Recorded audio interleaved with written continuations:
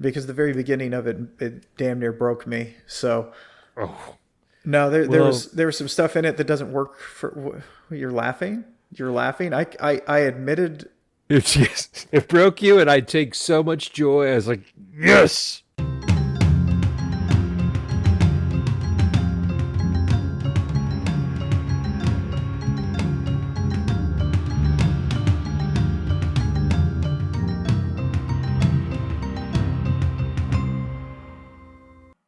Hi there, and welcome to Hav and Charles Talk Comics. I am one of your hosts, Charles Herring, and I am here with my very good friend, and he's so proud of himself, my very good friend Javier Gonzalez. Hi, Jav. How are you? I am proud of myself. I'm good, Charles. How are you? I'm doing very well, thank you. Well, you were doing the countdown or the mark, and then we go quiet for 10 seconds. Although we were just saying this before we started recording. You play with that because for some reason when you say mark, I want to laugh. I start looking at you. You aren't doing anything necessarily funny. Sometimes you are, but then I had a panic moment because I was like, oh shoot, did I make sure to switch the microphone from the device microphone to the plug-in good microphone, like from the internal mic? And then I've noticed I was on mono mix. And so, anyways, there was a lot of very subtle machinations on my part. Okay, But yes, you are on mono mix, and that's okay. That's what I want you on because I don't want to run it left ear, right ear on this. right. So it's one thing without two tracks. If I'm going to have two tracks, which at some point I'd like to do, I don't want one to be left speaker, right speaker. And then could we like slow down one of us so that we're talking really slow, and then one of us kind of fast, and then mix it back up and do like a George Martin Beatles thing with it? Yeah, sure, why not? I Okay, like how cool. you said, "Can we?" The royal we. Yes. It's yeah, because the Beatles were like, "Hey George, Mr. Martin, we'd like to do something with these things that have strings." And he was like, "Yeah, like which ones?" Well, the ones where they hold it on the shoulder, and then they have the little thing when they scrape back and forth across. You mean a violin? Yeah. So that's me telling you. Anyways, okay, we're done. So And scene. so this is episode 5 of season 5. So it's 5 of 5. We have actually done 4 episodes already. I dropped the 4th episode earlier this evening. Early. It was really, really early. I dropped it at 7:30. Normally they drop at midnight. So yeah, I'm telling you, I was efficient. And that's really when I finished editing it. So I was done and off we went. And now we're recording a podcast where we're going to talk about 2 comic books once again.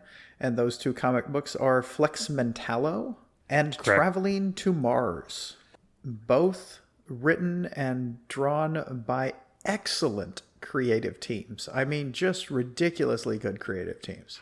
Could not agree more. Yeah. Oh, I want to get back into the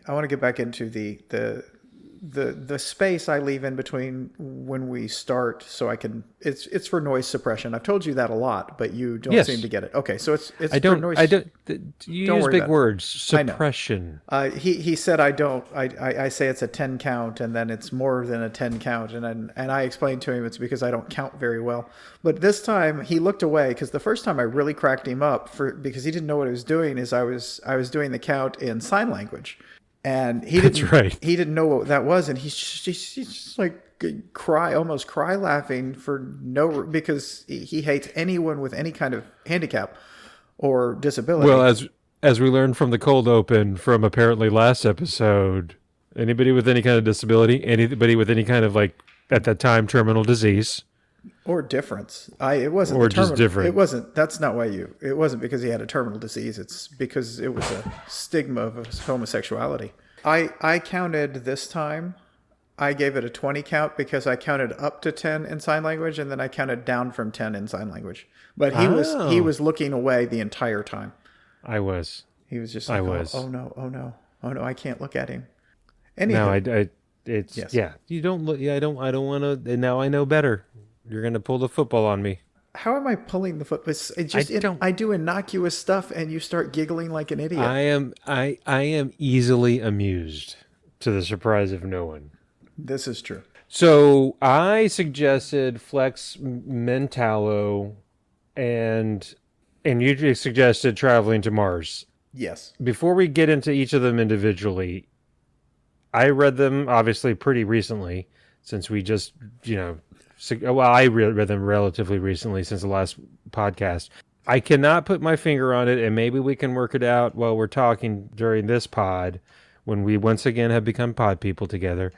Some things, some themes, I swear, are shared between them. I could not put my finger on it. I could not, in my own mind, put words to it, but it was somehow weirdly coincidental or good, whatever, that we suggested them, because for some reason in my brain, these two somehow fit. Yes. And I'm not, maybe you can can elucidate why more better than me with the words. I don't know if I can really put it into words, but they do. They go together. They thematically go together. Not because they have anything in how they were, in what genre they're written in, because we have one that is written as a diary. The Traveling to Mars is written as a diary, and it's a science fiction type thing, except it is really dealing with the meaning of life and the meaning of what we owe to each other. And so is Flex Mentallo, but this is based on a made up, not that they weren't, are both made up, but I mean literally within the genre it was made up. It has a backstory that is hilarious. Did you read the foreword to Flex? I did. I skimmed it. I'm going to be honest. I skimmed it. You should have read it carefully, and I am going to read some of it to you because it was brilliant. So they're both about what did I say? It was the meaning of life. Flex Mentallo also about what's real. What is reality? Because reality is what you perceive. Right. I mean that's the philosophers that get into it. I think therefore I am, Descartes, all that stuff. Well, that's the thing. Mark Russell is a fucking philosopher. I mean, all of his stuff is talking about the simple things we owe each other and ourselves more than anything. Now you're making me think of that panel or set of panels from Flintstones when the animal vacuum cleaner's talking to the animal something else. Yes. And it's just so poignant. The bowling ball and the vacuum Yes. Cleaner. Oh my gosh. So, well, let's get into Flex Mentallo. So let me you mentioned creatives. The great Frank Quitley does the art, and speaking of great writers too, the great Grant Morrison is the writer. Yes. And this Flex Mentallo is spun off of his appearance in Morrison's run on Doom Patrol, Johnny, what is it? Johnny the Street? How am I blanking on that? It's the trans street. The character. Yeah, Johnny the Street, Johnny on the Street, not Johnny on the Street. Why am I blanking on that? I can't. I don't know. It's that really incredibly odd character. Yes. That is literally a street, but it's a transsexual street where a lot of people take refuge. Yes. Well, it's a place for people that are different, and it is beautiful within itself, and it's beautiful that Grant Morrison refers to themselves as they them. So I think when we read Doom Patrol, I talked to you about it, that I had read it before some of it, and I just didn't get it. And then when we were discussing the fact, then you told me, and then I read about that he came out and said he prefers the pronouns they them, it made so much more sense. Everything about it. And it's the same thing with Flex Mentallo here. Yes. It's coming from a place of difference, and it's trying to show everyone should be accepted for who they are, unless you're a goddamn Nazi. Anyway, sorry. There's that. I just want to be, since we're living in the times we're living in, I thought I would finish that. And it's Danny the Street, by the way. I don't know where I got Johnny. Danny the Street. And then the other thing that it explores too, speaking of everybody that's different should be welcome, is the sometimes alienation that people that are different or feel that they're different, like Sage Wallace is going through Wallace Sage in Flex Mentallo, who is the creative that apparently is going to bear life to these superheroes from another dimension. It's so awesome. No, I need to reread it. it's incredibly confusing. It's confusing as Yes. fuck. So Flex Mentallo was the way his character is described in this. He was a comic. He was brought to life by his creator, who was not a comic book creator, but had written a character, but he really needed him to be alive, so then he was alive. So there's that. Then there's the entire whole backstory of the writing of Flex Mentallo, that they said he was created in the foreword, which I read. And That he was really created in like the 50s or something, right? Nope, earlier.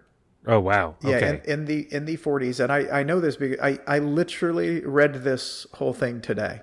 Okay. So Flex Mentallo came out, and it was one of the most popular things ever.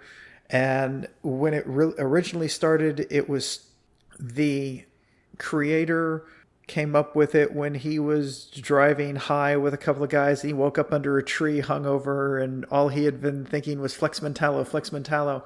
And the founder of Manly Comics was the name of it, was a Southern man who knew that he was going to be the last of his line, a wealthy Southern man. So he was just having them draw comics that he and a certain subset of men of his acquaintance would enjoy. And it was all about Atlas and... Charles Atlas. No. Atlas, like Atlas, the Greek god. The Greek god. I'm sorry, Okay. Titan. The Titan. You're Yes. And so it goes on talking about all of this and at the heights of this, but it was amazing during World War II that people, well, first people didn't get it because it just got popular with children and GIs, because it was started in 1941, and boy howdy, the artist wished it could have just lasted forever. But then they hit a point where they did a Hitler issue because they thought Hitler was going to win, and it came out, and then they did a... Whoopsie. Yeah, I know. You really do need to read this. I need to read the forward. Okay. The forward is worth reading. And then it gets to the point where they decided that they were able to convince them that it was satire enough that they didn't get the electric chair. If they hadn't bought the satire bullshit we fooled them with, we'd all have died in the chair. Ashley Dubois, however, I'm reading, was not to escape the skeletal touch of the Grim Reaper. His health collapsed under the strain of endless legal wrangling and cross-examination. Never a strong man to begin with, this gentle, fragile Southern bloom was to be trampled underfoot by an uncaring judicial process. I saw him near the end after they'd torn out his soul, says Chuck Fiasco. That's the artist. They'd broken him. He'd given everything up until there was nothing left to give, and it was terrible what they did to him. He looked to me like a peg. Like some kind of cheap wooden peg. All I can say is that at least they couldn't take his self-respect. At least he died with dignity.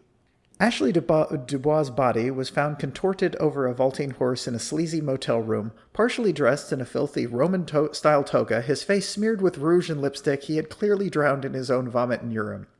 A pair of women's silk stockings was stuffed in his mouth, along with several hundred sleeping tablets. A note, written in violet ink on lavender-scented notepaper, said simply, "The dogs have all got masks, and may the Lord have mercy on our souls. The perfect Southern gentleman had found peace at last." Wow. Wowie, wow.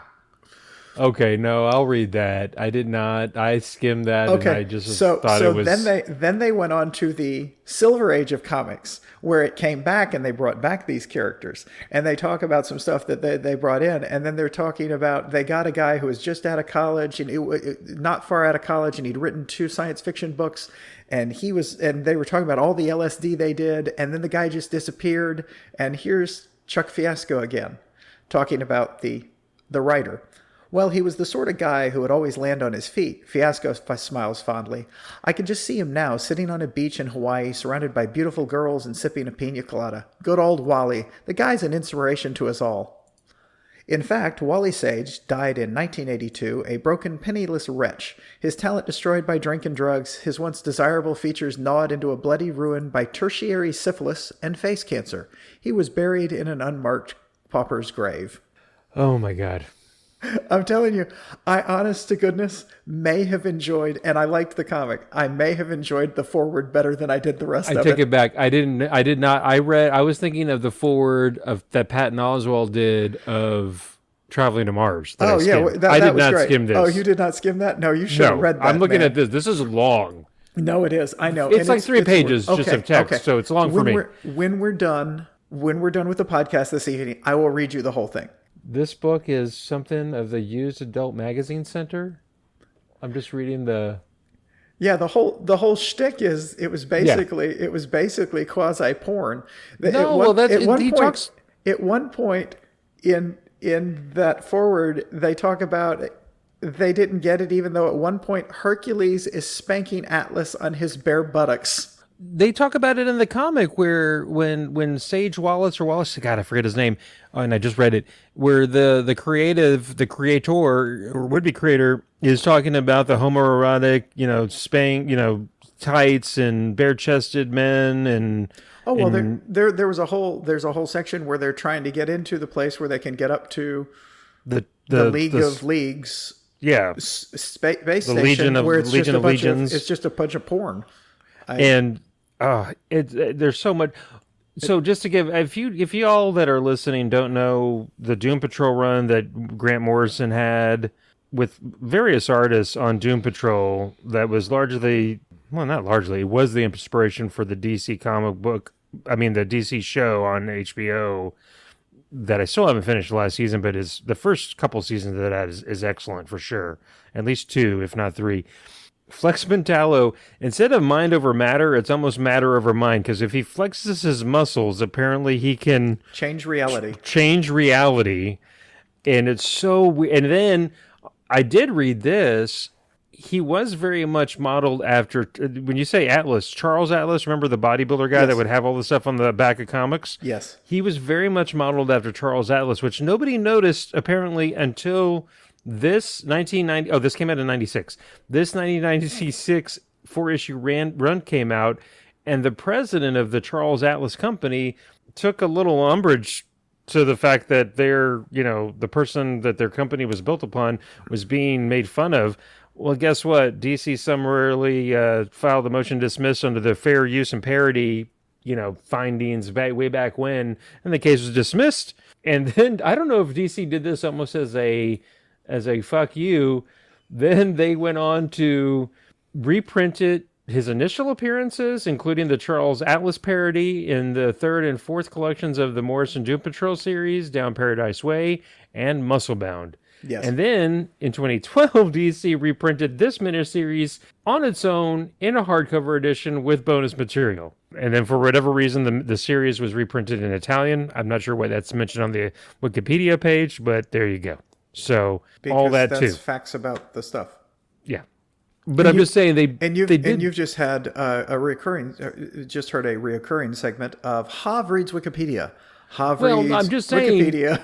The Charles Atlas stuff is hilarious. That it is because in this they even made note of the fact that it's not so much the Charles Atlas character. His background is more the character that Charles Atlas is talking to on the beach that gets sand kicked in his face, and his travails to become the Charles Atlas, that he's found the man to come to him, and he shall become that man. So it's even more than that. They took that and ran with it and said, okay, fuck you. Sure, we use Charles Atlas. It's on the back. It's been on the back of comic books.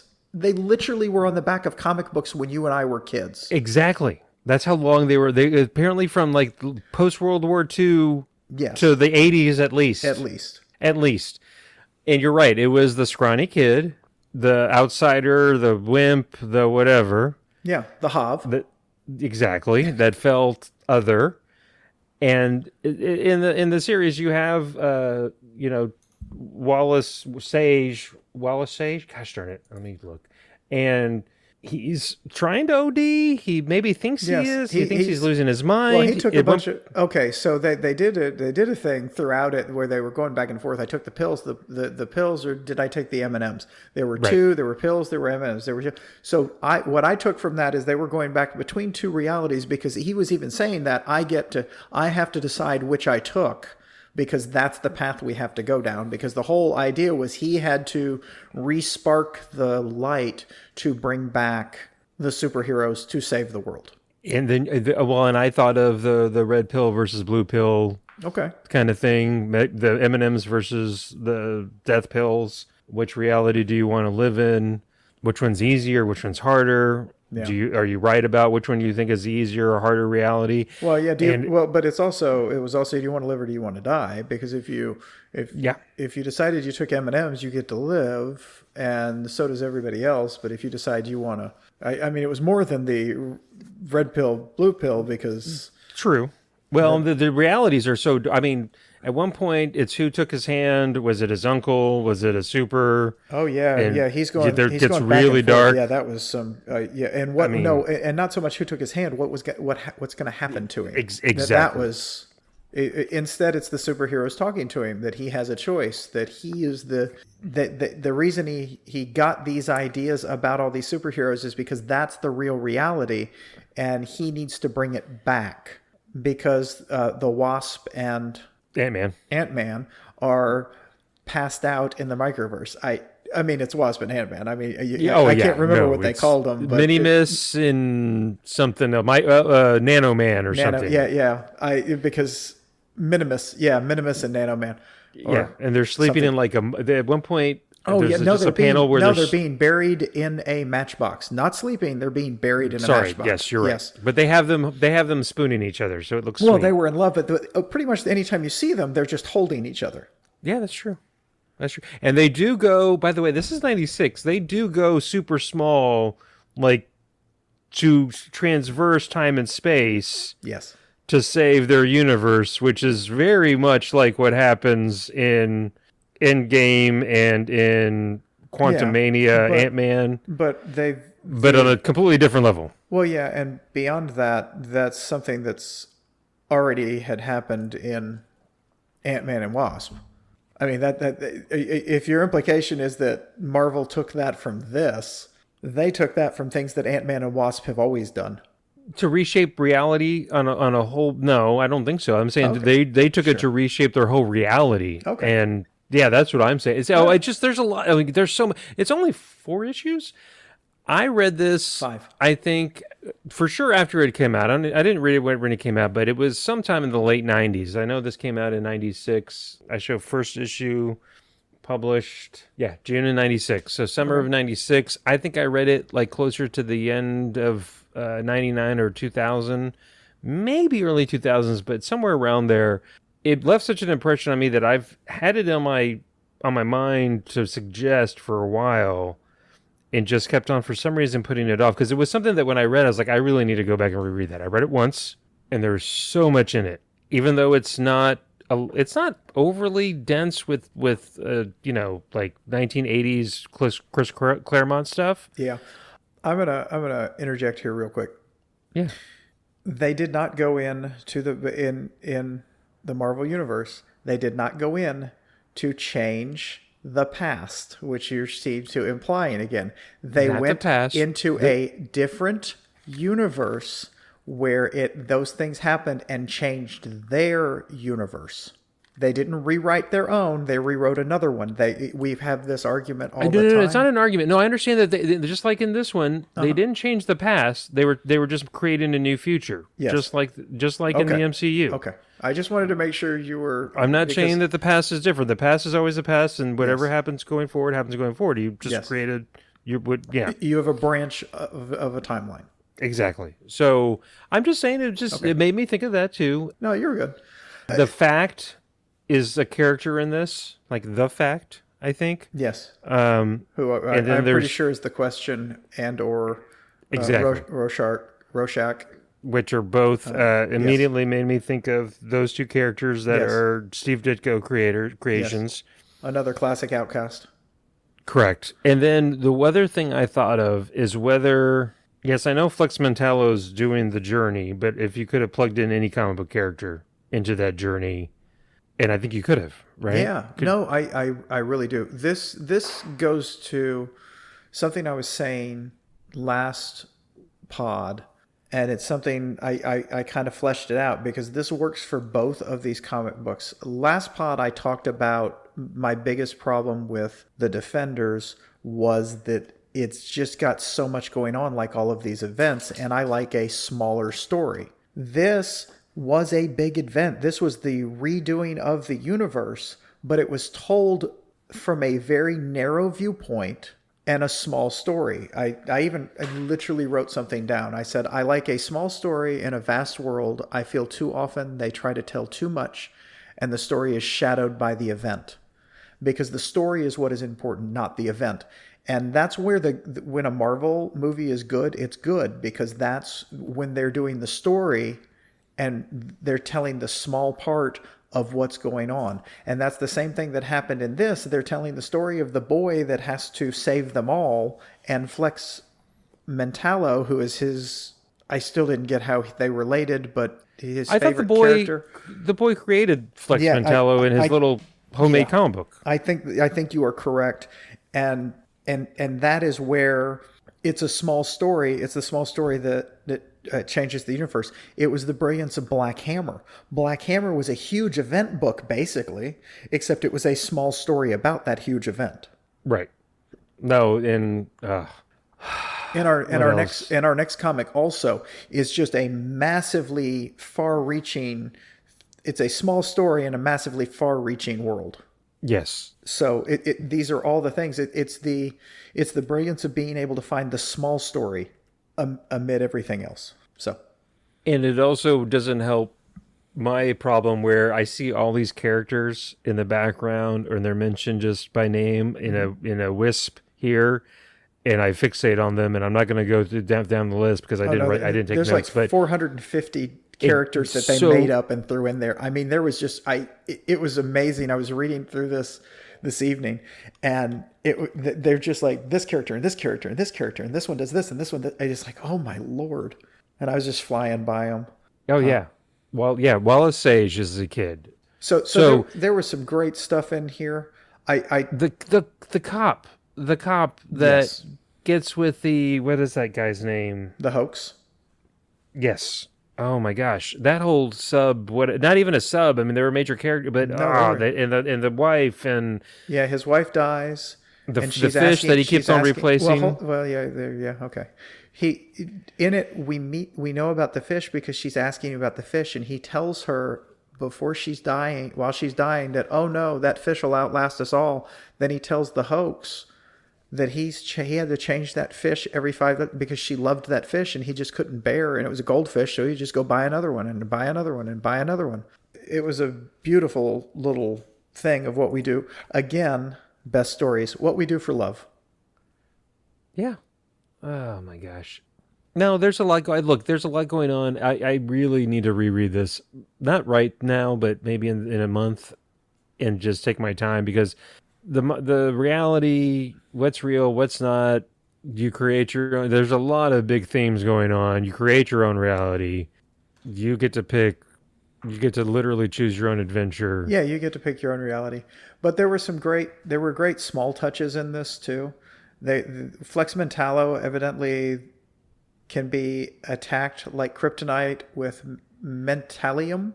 Yes, that's right. And there were like 2 dense texts on it. I did one just because it has the part that I like the best for this. And it's, would it be black mentalium which induced a coma? Would it be shocking pink mentalium which the influence of which I was invariably invited to explore complex issues of gender and sexuality? That's what I loved. That was great. And then silver mentalium, which robbed me of my sense of humor. And then there was the final one. I think I forget what color it was, but it would make him live a completely different life. So he would just become someone else and not even know it. He could be an old lady. He could be that one.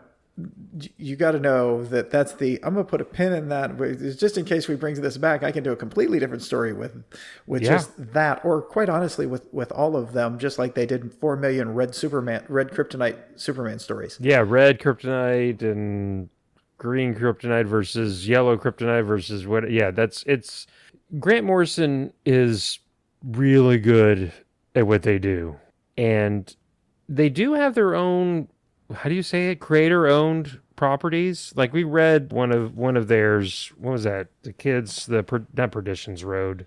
Well, I didn't swear it was a creator owned kind of horror one. But I think Grant Morrison is really good at playing in this playground that where there's kind of some characters that and then add on like they took Doom Patrol and just made it so much better yeah. in my opinion. So not to say that they couldn't or haven't, for all I know, created their own stuff and universes, and this is essentially what they did Well, here. he So I created, don't know. he created Flex Mentallo. Yeah, it's awesome. It's just amazing. It's just so unique. I can't, even though there are themes shared with Traveling to Mars, I can't think of a comic book like Flex Mentallo, like Doom Patrol, quite frankly, that this was born out of. It's just its own thing, and it's freaking awesome. So okay, It is. It really is. There's also there's a full page spread where a drunk comes up to Flex Mentallo in a bar, oh that's right. and he's telling him he was he's talking about the superheroes, and he was talking about how they're hiding in plain sight, and he was an astronaut and he saw him once in space. He was going to the moon, and he was the last one, so nobody knows his name. And he's talking about how they nobody believed me. No wonder I'm a goddamn drunk. Billy Graham would be a goddamn drunk if he knew what I know. They're spying on us from their satellite headquarters. See, there's nowhere you can hide. And he's standing there, and while he's standing, there's a guy reading the newspaper. It really looks like Clark Kent with gray hair. And then that guy then stands up. He stands up and he starts walking out. And then he's standing right behind Flex Mentallo, and he's almost as big as Flex Mentallo. Mm-hmm. And I mean, it's like, oh, that was such a nice little. Yep, It was just beautiful. it was. It's also, and then the poor ex-astronaut asked for money to drink. Oh yeah, he said, That's the way that's. Can you buy me a drink? Yeah, but that's whole. Yes, I remember exactly what you're talking. Ah, it's so good. Okay. Really, just a great comic. Yes, agree. I don't I don't have any picks of the knit. I just anything else on this one before we move on? No, we can move on. That's fine. Okay. I enjoyed it. It was a good pick. I did too. It was I worth reading. did pat myself on the back. Right, I'm good glad job. you enjoyed it. I did. Okay. So then you suggested Traveling to Mars, which in floppies first appeared in apparently November of 22, and in trade paperback like last year was collected 11 Yes. issues. Yes, it was 11 issues. It was Yeah. it was a chunk. It was a chunk of comics, and there was nothing extraneous in it. It might have been a chunk of comics, but man, Well, no. I'm one saying sitting. there was nothing. I couldn't do it in one sitting. I had to put it down because the very beginning of it damn near broke me. So Oh, no, there Well- was some stuff in it that doesn't work for. You're laughing. You're laughing. I admitted. it broke you, and I take so much joy. I was like, yes. I'm like. I'm glad You're bearing your soul, and I'm sitting here I'm glad giggling. I'm glad my emotional distress amused you. All right. Well, no, I'm thinking about the fact that you the whole thing where I had it in my head that you always suggest dystopian futures. Oh my God. Hey, well, fuck you. You did too. I was thinking that. I literally was thinking that. You and I are. This is both of them, and I've been being very careful with especially after giving the grief about V for Vendetta. Yes, exactly. That's exactly what I was And thinking. then I Like do this this. is. Yeah. No Oh my shit. God! With those, this is very near future. Yes. I mean, this is like I think they even give a year, like 2048. 2040 something. And I was like, 2048. Jesus fucking Christ! I'm probably gonna still be alive. No, I'm gosh, knock on wood, Jesus. I was like, probably. Oh fuck, dude. That's. Yeah, it's not to get too dark. No, it's just that's not. And the whole. Okay, so this is written by the great Mark Russell Yes. that we've talked about before, read stuff by before. He did the Snagglepuss stuff. He did Flintstones. I'm blanking on something else, maybe. He did the Fantastic Four that we read. That Yes. was. They've done that with Spider-Man. They've done that with Fantastic Four, where they've just kind of redone it, just as if That's it right. took on the time. And I thought that was an excellent Fantastic Four. And then the art you by didn't like this, I heard it. What'd you say? and you didn't like it. Anyway, Yeah, they did it. This was art by Roberto Meli, Meli, yes. who I saw described somewhere as up and coming talent. Yeah, Or his art was incredible in that thing. and I think I read on the cover of this in the Hoopla, he did win the Eisner for best writing, and this Did he? won the Eisner for best comic book of the year. Okay. I can see that. This kind of transcends comic books in some ways. He wrote a little novel and then he made pictures with it. Like a legit novel. Yeah, And then instead of fleshing out all of the everything going on, he got an incredible artist to draw it. And the themes and the deepness and the philosophical stuff was, see my fancy word, stuff, were just beautiful. It's in 11 issues. I kind of like that it's 11 issues. Like it's just like no, it wasn't this is how 6. It many I wasn't needed. 12. It This was is how 11. many we needed. We needed 11 issues. And honestly, they needed 11. He needed 11 issues. Needed 11 issues. I was wondering. I was like, yeah, I can see it being in beginning, middle, and end, but we'll get there. But man, like any good creative team, the world that they drop you into seamlessly. This is just the way things are. It's bad. But apparently in this world, at least they have a freaking space elevator, which we still don't have or even close to having here, which pisses me off a little bit. Okay. In geosynchronous orbit. Yeah, but we're actually much more farther along in green technology than they are in the world he created. It ain't that bad. That's, well, yeah, because they're literally running. They refused to do anything green, and now they're gonna burn gas until they run out, and they're running out. So, well, and apparently, so the whole, if you haven't read this, look, spoilers. It came out a few years ago, but the premise is that Roy Livingston is approached. He really doesn't know by who at first. The premise. Hold on. The premise of this is that we're running out of gas. A probe droid on Mars that had been dormant for a long time, we find out later not really dormant, but had been ignored for a long time, said that it found an enormous amount of gas, methane, I think. Methane on the moon. I mean, on Mars, and that would just absolutely fix the problems that were going on Earth. So the world erupted into a fight on who owned that, and they decided that just like the name of the ship too. Well, yeah, that's later, but just like when we took over a country by showing Do you have the a flag? First one, yes. Do you have a flag? The first person to get there could claim it. So that's when Roy Livingston came in, because he was approached because he had terminal cancer, and they wanted to send him to Mars to plant a flag and let him die on Mars. Well, just like very colonizer. And I told Chris Fox that I would mention his name. So, hey, Chris, just like your ancestors of colonizers, very much so in play here. So there you go. Wow. Yeah, wow. That's for you, Chris. Sorry, I had to do that. I told him I had mentioned him, and he was I think he was a little verklempt that I mentioned other people and not him. Oh, so that's how you mentioned him. Well, I'm glad not to get the colonizer blowback from you like I do on the group text with you and Caesar. So. That's all. It's all. I'm joking. Of course, I'm joking. Except about you, Chris.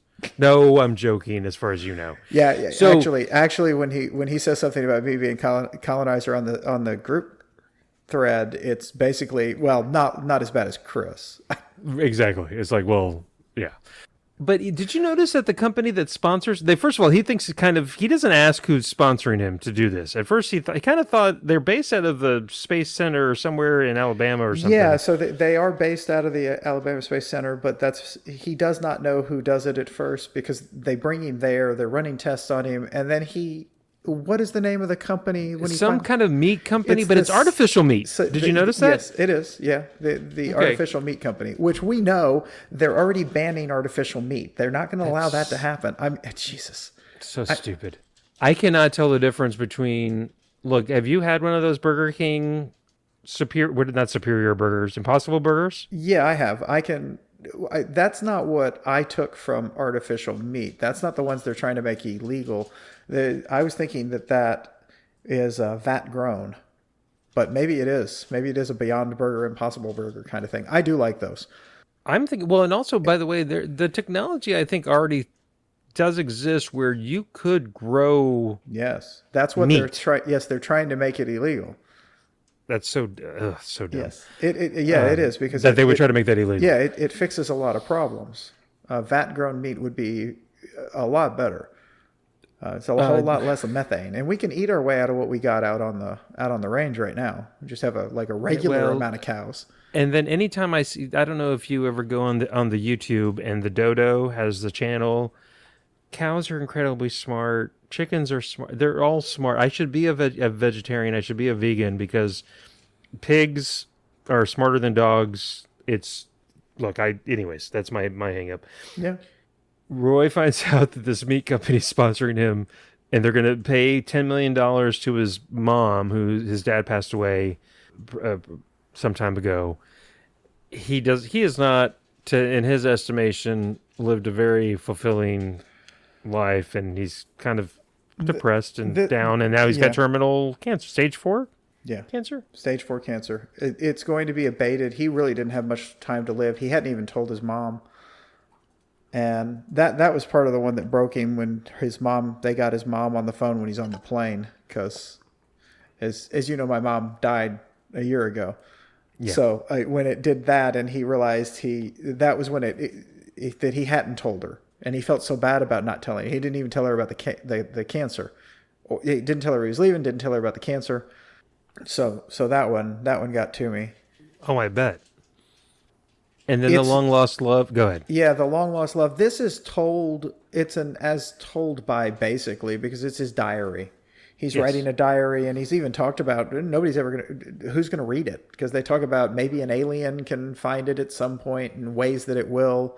He's also drawing in the diary. He's drawing pictures of his father and his long lost love. He did get married. He calls himself a complete and total failure at life.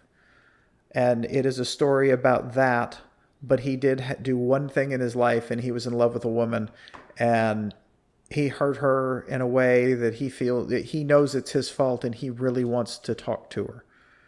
And they can't find her because she disappeared. When she left him, she disappeared. And it was a beautiful fucking story. Yes. It just, everything. I cannot recommend this comic book enough. He has 2 probes, AI probes on the ship with him.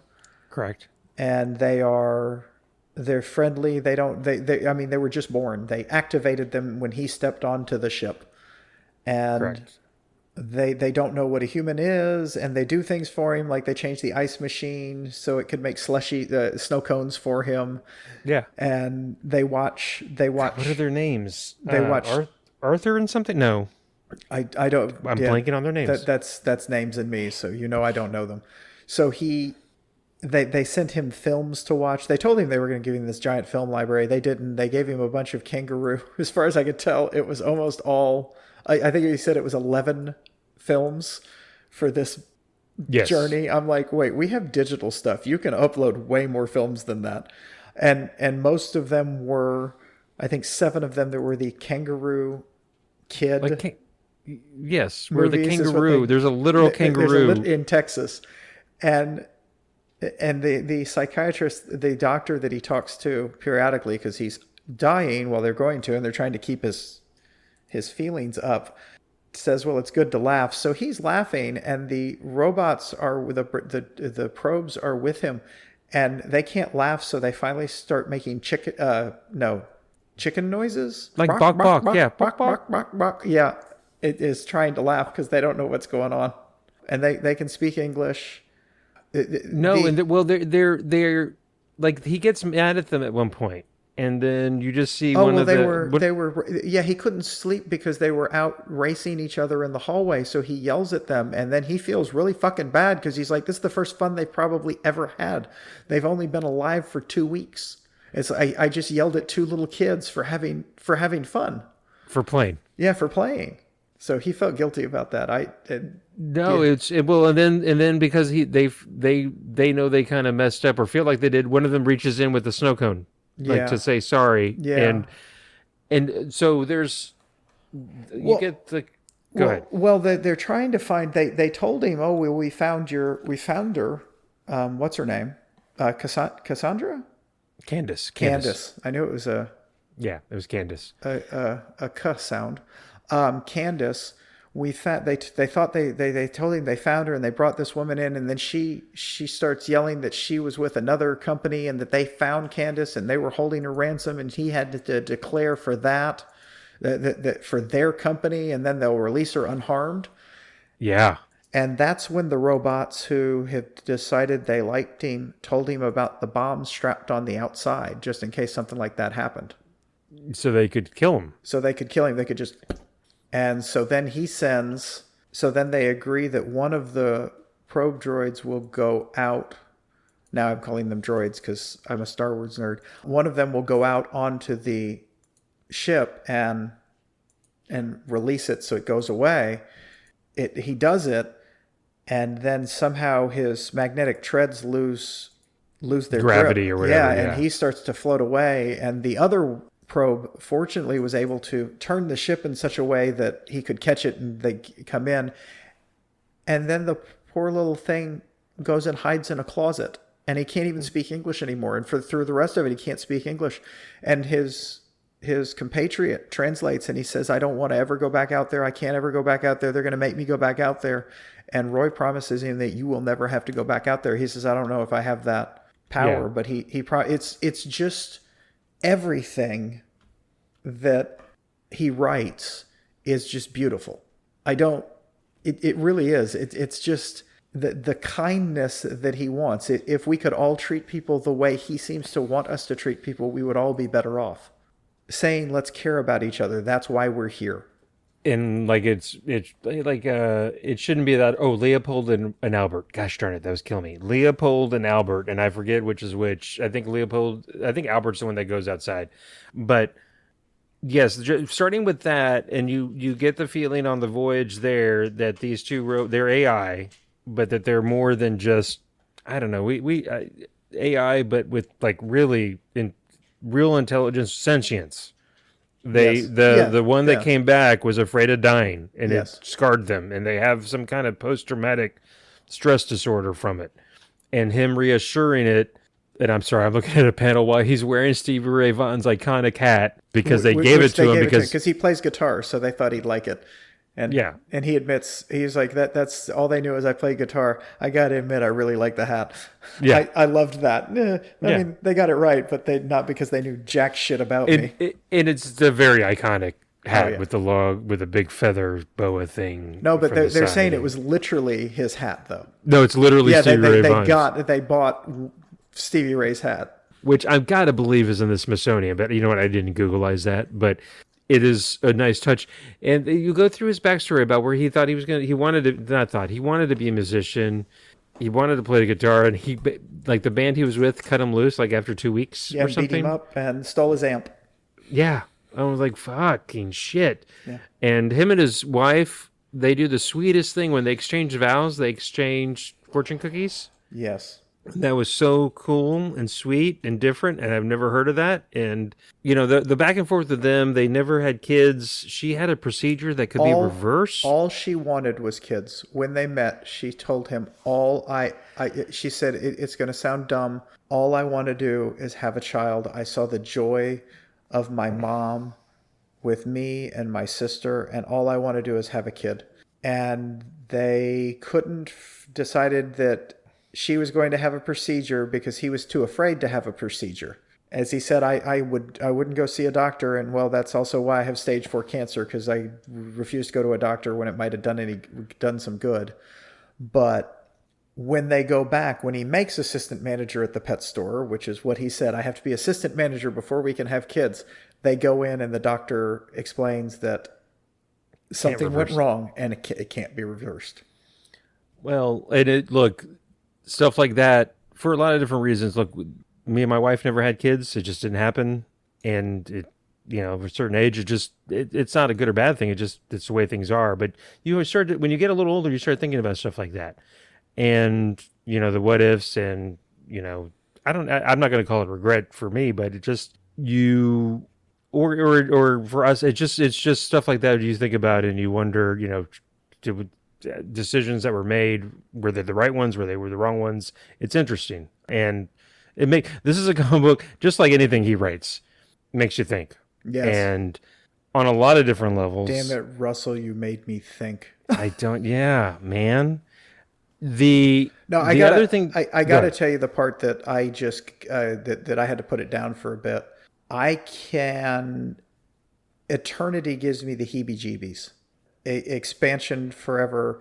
It just, if I get too deep thinking about that, it just freaks me out a little bit. So the part when he's the doctor is explaining the creation of the universe and the miracle and all of this stuff, but it's really talking about the expansion and how this is just all of that. I read, and then I'm like, okay, now I got to sit down because I got to get out of the mind frame that puts me in. It's a reason why I couldn't go.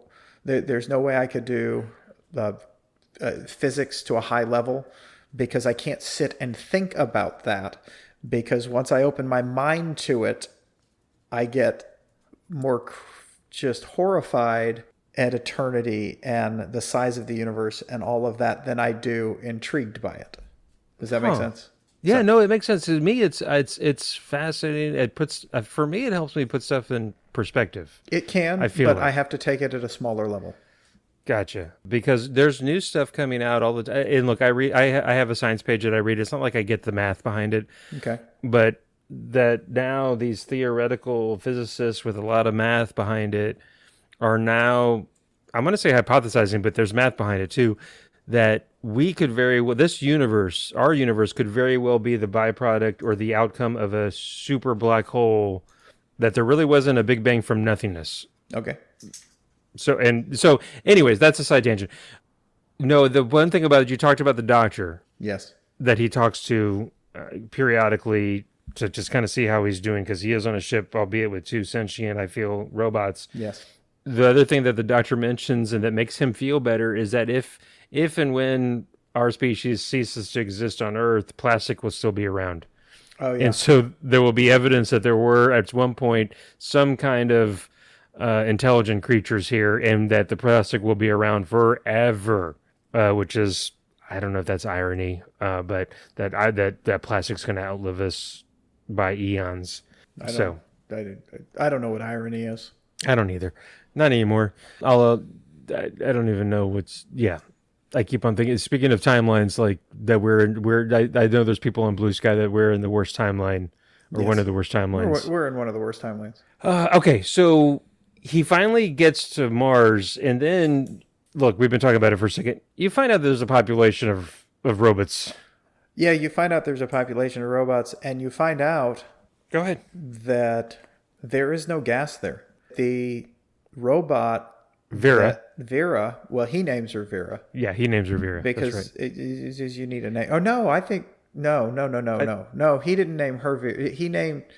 I think maybe that was her name. I'm sorry. I thought he named her. I think he just decided to name her Vera. Because I thought that he named. Maybe he did, but I know he names the first one they make, because that's Candace. But we'll get to that. Yes. So yeah, the robot was ignored for so long, and they didn't respond. They just stopped listening, and the creators stopped caring, because that's where he went with this, was that they knew, unlike us, we don't know if we have a creator, frankly, but those robots, by God, knew they had creators. Right. And they didn't know why the fuck they were there, and they didn't know why they were doing the job as they were told to do. They were doing, and then they were just abandoned.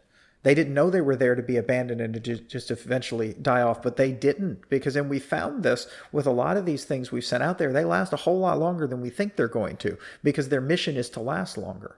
And they built their own. They built solar so they could recharge themselves. They had a scrap pile. They had a scrap pile of all of the dead, sadly the dead rovers that were out there, and they were using it to save themselves.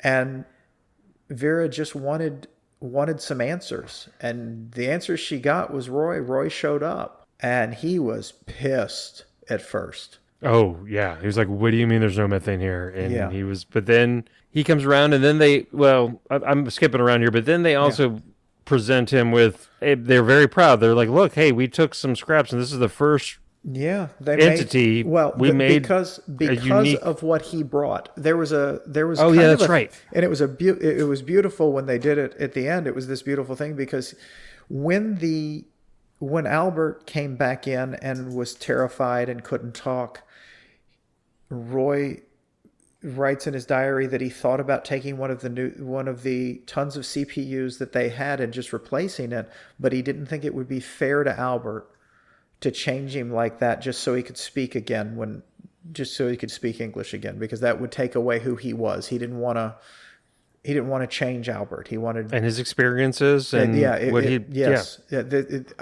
this is what makes us. Our experiences make us. So I'm going to. You can get past this, but we have to give you the chance. So they took all of those, and because they had it, they could make another. Basically, they made a new life, because that's what Roy was talking about in his journal. They made new life. They took what they had and made a new life. This is a new species was born right then, and a species that with what they gave them can last thousands of years, possibly. I got to thinking when they did that as well, because maybe they can figure out how to build more things, because they have this to do, so they can start to mine, or they can. There's just all sorts of. I was like, it was beautiful, and they also, during the thing, they were giving him reminders of home. It was releasing a lockbox things of reminders from home, and the last thing they gave him came out at Earth, and it was a letter from Candace. Yep, She became a midwife. In the Ozarks? Where they didn't have doctors, and she just facilitated births and helped people, and went to the libraries and read, because there was really a lot of them, they didn't have any kind of connections or phones or anything. It was another beautiful story within other beautiful stories. And that she forgave him, and that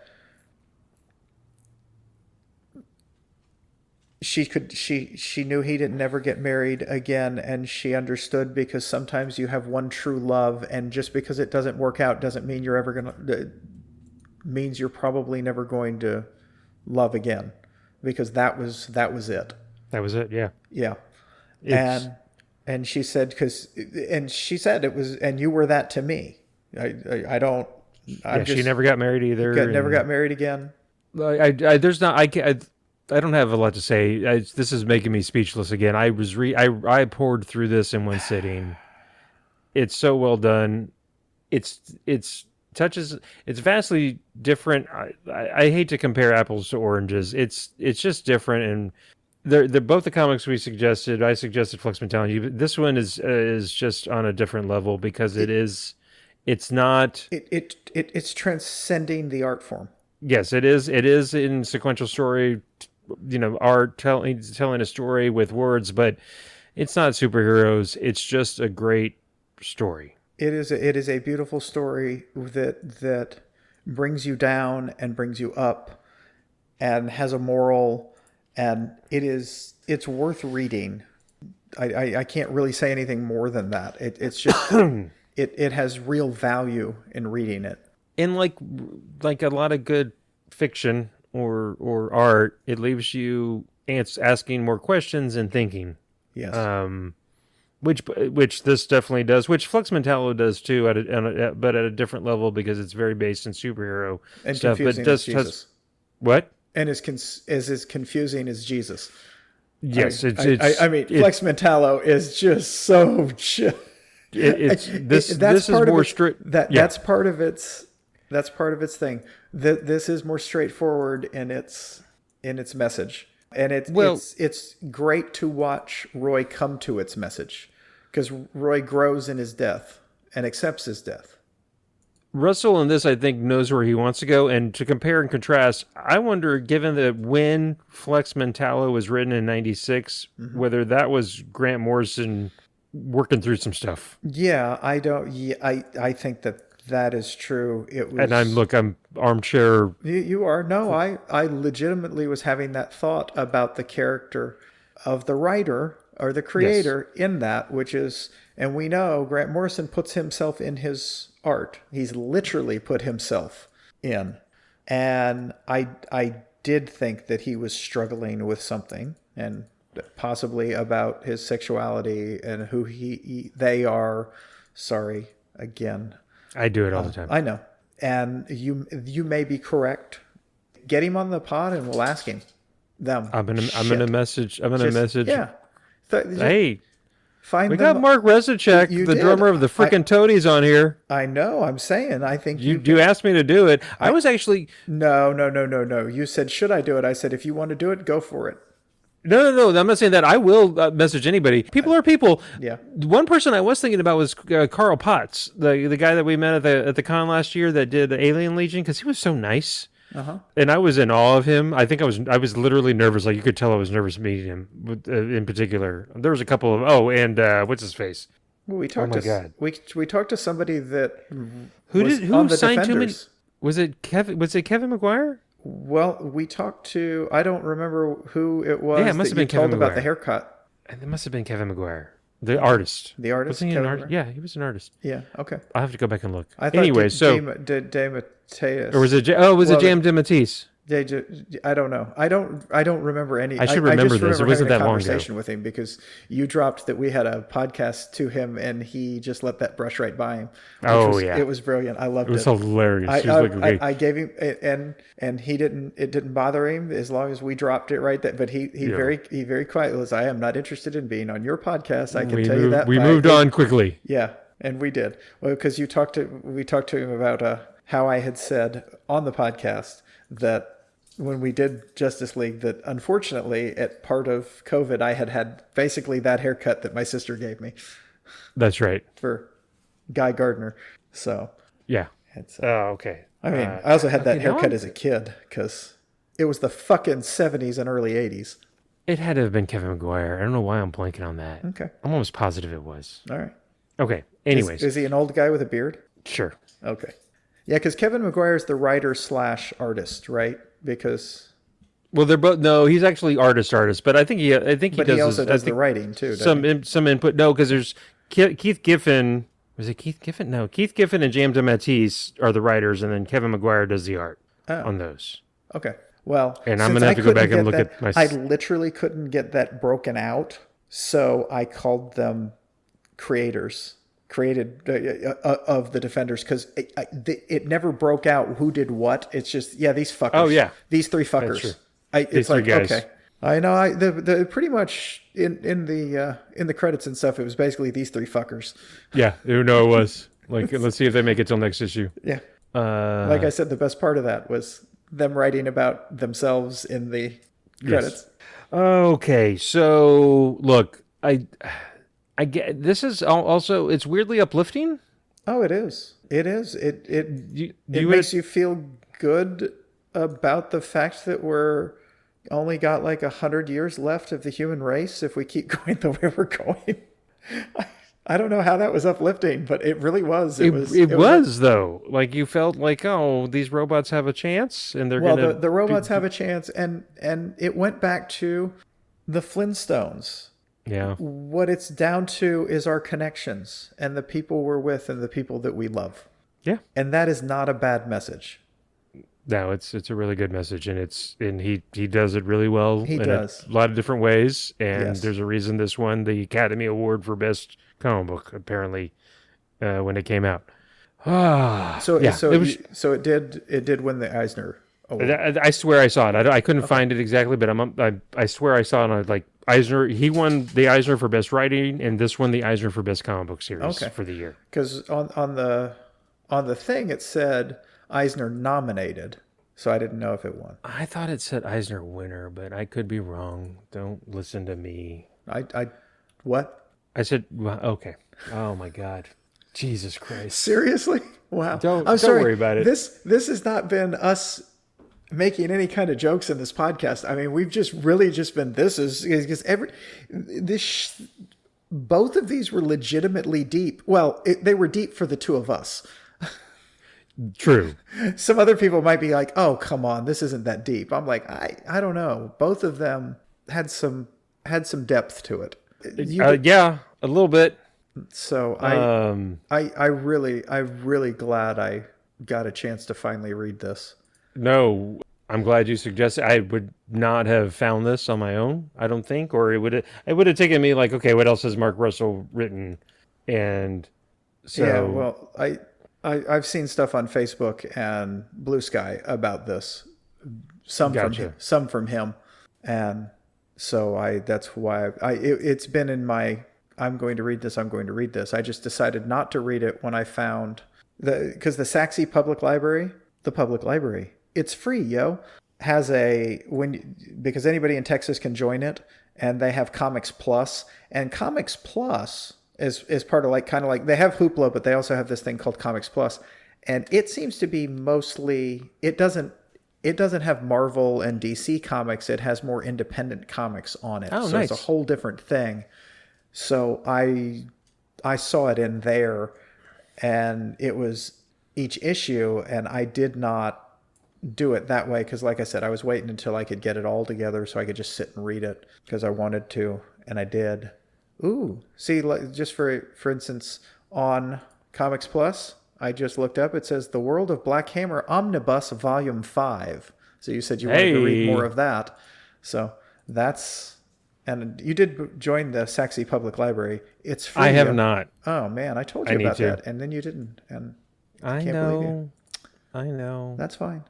So Hav doesn't believe in libraries the way I believe in libraries. No, I believe they exist. I do. Yes, but I believe that they're a magical place that everybody should use. So we believe in them in a different way. We all have to have our religion. And the public library is evidently mine.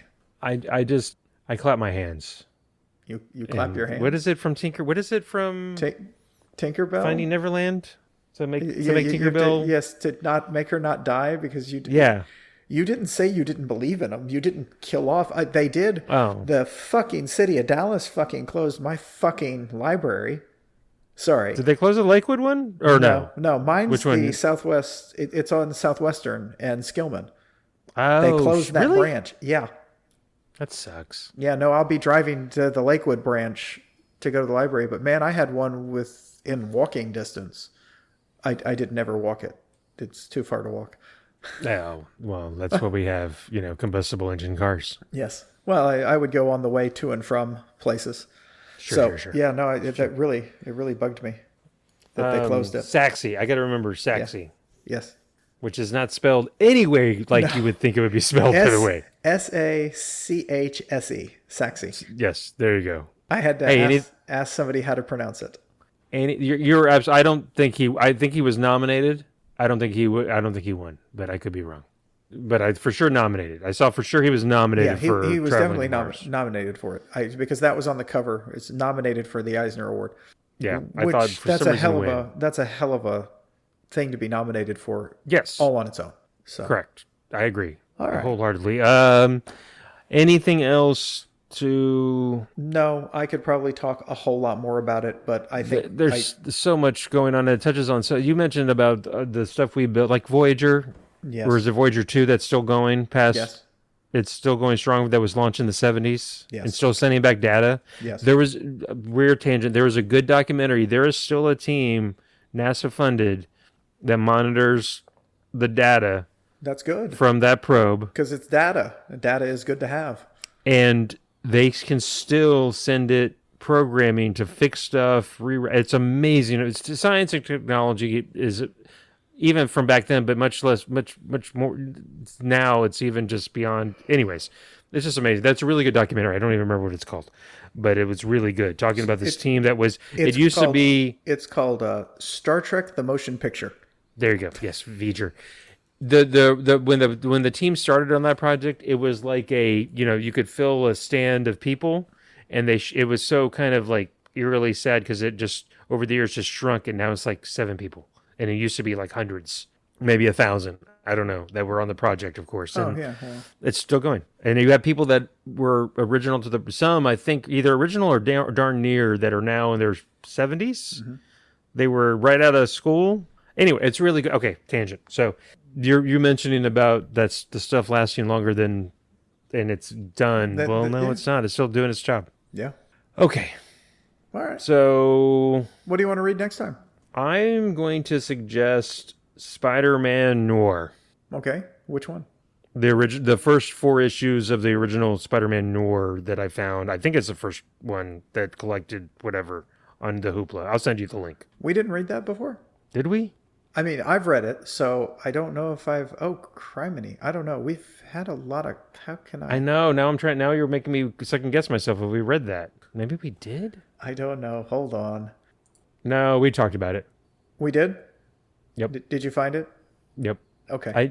I knew. You know what? I knew we had. Okay. I need to go back and read. There's stuff that I'm thinking of that I need to reread. Dude, that was season 3. That's not even that long. No. It was the penultimate episode of season 3. You get to use penultimate again? I did, because I read it. That was in the notes. Many says. Okay, then hold on. Let me see what's on my favorites. Sorry. Well, why you do that? Oh no, I know what we're gonna read. Okay. What is it? The first 6 issues of the Gail Simone run on Uncanny X-Men. Okay. Cool. That'll be nice and X-mini. Gale. How do you spell Gale? No. It's with you don't have to. You didn't have to yes and that. That was a.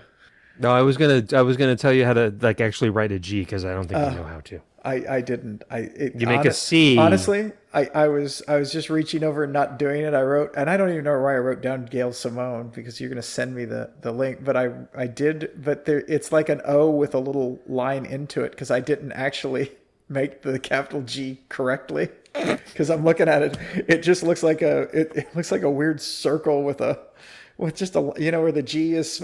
Anyway. Yes. It's like what the hell. The rest. The rest you can. It almost looks like a Q that's kind of turned wrong. Oh no! It's Quail Simone. I am going to suggest a comic called Local Man. The first 5 issues. It's Stray Dog creators Tony Fleece teams with Revival's Team Seeley for a wildly critically acclaimed story that combines rural crime noir and superhero action. I have not read it. It popped up in Hoopla. I looked at it. I said, that looks right up my alley. And I told you if I saw some things that were a little different that I might want to read, I wasn't going to read them first and then suggest them. I was just going to suggest them. So well, the Spider-Man Noir. You know what? As soon as I said it out loud here, like I saw it suggested, or maybe I saw it on my favorites. I was like, oh, we need to read that. And then when I said it out loud, I was like, wait a second. I was like, we read that. I know we did because then I saw the cover and I was like, wait a second, totally read that. Although eventually, Mr. Traveling to Mars, we're going to read V for Vendetta. Okay. Eventually. Maybe not this season. I mean, I've read it, so we can do it again. It was just, I did not want to launch this season with V. I was not back into doing it. It was too on the nose. It was too on the nose too early in this. I told you, we can get it when we I think we're deep enough into fascism now that I'd we be do okay that with in it. Maus, M-A-U-S, No, I don't. I honestly, I couldn't do that. I'm not going to do. I hate to say I don't want to read it, but I don't want to read it. I just don't. No, in fact, now that I'm actually thinking about reading V for Vendetta, it would make me too angry and upset with the news every day. So, hey, did we just do a podcast? We just did a podcast. Did you just become a pod person with me once again? I did not. Well, I think you did. No. You're just a weirdo. Just because you don't like pod people, even though you're a self-hating pod person. You can't take it. You can laugh at it. It's okay. I'm not laughing. Oh no. Don't make Charles angry. You wouldn't like him when he's angry. Yeah, because he's a pissy little bitch. All right. Well, hey, thank you everyone for listening. Send me an email for gosh dog. I'm just sitting here. It's just me and chicken, sad chicken, waiting for a freaking just a freaking email. What freaking email, people? Come on, it's Bush League. Okay, I'm joking, but seriously, make me feel better. Seriously, he's not joking. No, I'm not joking at all. But no, thank you for listening. Thank you for Chris Fox for being able to take a joke. Thank you to Patrick for doing the intro music and the website, and thank you again to Charles as always for doing the pod with me, doing all the heavy lifting. I just sit here and talk and blather, and then he edits and produces and publishes. So thank you. That's not true. You don't just sit there and blather. You also do things like tell me the names of characters, which I find very helpful since I don't know them. You also tell me the names of the creatives, which I generally do not know or cannot remember at the time when we're doing it, unless it's written down in front of me. So no, you have a very, very important role. I really feel like when I'm writing the liner notes for the episodes, I should call you and go, okay, who the fuck wrote this again? Fortunately, the internet does that for me. Yeah. Well, and I usually, the last few episodes, I generally, when I read this stuff, I just have a pad and a piece of paper, a pad and pen, and I'll just jot down some notes because I won't remember everything off the top of my head. I'll just say, here are the main characters, here are the creatives, here's the year. And it also just helps me to remember stuff for the pod. Yes. Actually writing it down. Just, I got you. Yeah, no, I haven't been doing that recently, but I need to start doing that again so I don't blank on like Leopold and Albert, which was driving me insane. I never write things down. I just don't take notes. I never really took notes ever. And so I don't take notes with this. I just, if I write something down, it's almost guaranteed I'm going to remember it. It's kind of one of those things. I think that's good. I'm not saying that it's a good thing I don't take notes. I'm just saying it's just not something I've ever been good at. I also tend to absorb most of what I read, so it's not as important to take notes. And it doesn't matter if I write a fucking name down, except the only way it would matter that I wrote a name down is that I could literally read the name. It will not make me remember the name. Well, I've tried to suggest 2 comic books here very recently, which is starting to give me a little bit of pause. I tried to suggest Sentry. Remember, I was like, hey, did we read Sentry? You're like, yes, we read Sentry. Then just now I was like, hey, let's read Spider-Man Yours. You're like, which one? The original one? You mean the one we read in season 3? Never mind. I didn't say season 3. It sounded real familiar to me. I was like, that seems like something I would have suggested. Yeah, well, all I had to do was Googleize it. I did Hav Charles Talk Comics, Spider-Man Noir, and guess what? Apple Play said, hey, here's the episode. Dumbass. And you know how I know I suggested it? Because I just flipped through the podcast I got on the podcast app. I know I suggested it because it's first in the title. Well, because that's how I name those. But that's how I name it. Okay. Because I thought Hav and Charles Talks Comics sounds better than Charles and Hav Talk Comics. Just because I just think it works better. And I liked the abbreviation JCTC. I decided, well, you got to be named first, so all of my comics will be first in the... okay, good to know. Yeah. So I think I brought that up to you, but you hadn't really noticed that you don't look at the titles. You don't look at... Have you ever read any of the liner notes that I do? No, anything? I do read the liner notes, and I did read the website. Okay. Yes. No, that's very funny, by the way. It's very well done. The reason I know you suggested it, because Proctor Valley Road... I know I suggested that. Yeah. That was the one you were talking about. Wasn't Proctor Valley Road written by... Yes, it was Grant Morrison. Yeah, that's funny that you did, because I was trying to come up with Proctor Valley Road because that's the one that's kind of like... That's the premise of... Not the premise, but it gave me big... Stranger Things. Well, Stranger Things and the Mystery Van people. Scooby-Doo. Scooby-Doo. It was Scooby-Doo. Yeah. Yes, you're right. So... Yeah. Anyway, okay. Hav, thank you. You are helpful on the podcast. Otherwise, it would just be me talking to myself, which I do, but no one wants to listen to it. So thank you for everything. Hey, thank you, all of you that are listening. We appreciate it. And goodbye. Bye. And you were recording, right? Son of a bitch. Ah.